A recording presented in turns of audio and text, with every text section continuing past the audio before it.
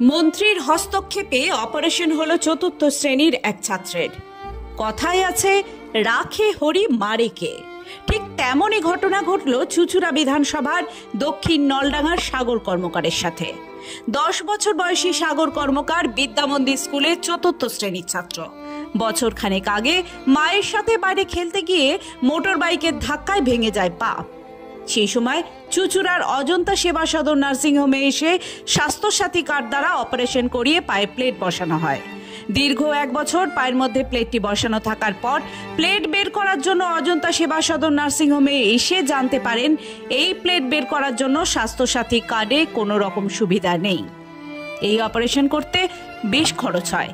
দিশাহারা হয়ে পড়েন সাগরের মা মিনতি কর্মকার।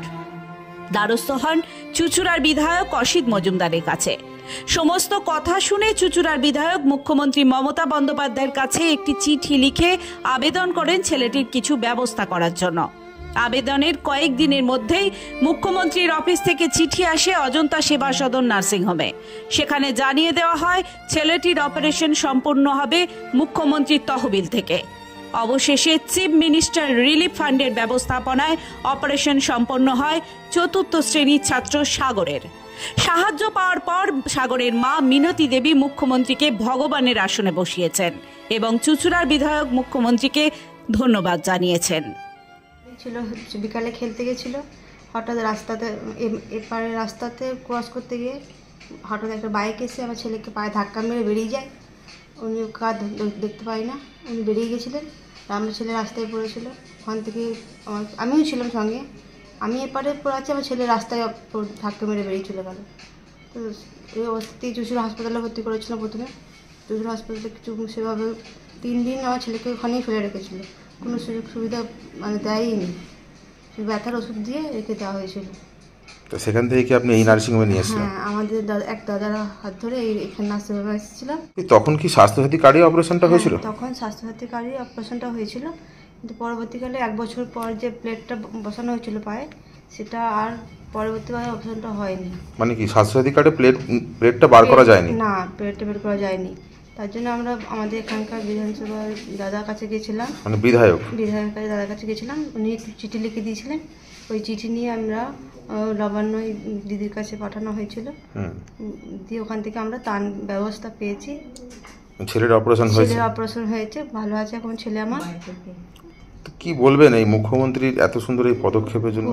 দিদিকে অসংখ্য ধন্যবাদ যে আমাকে এই সুবিধা দিয়েছেন।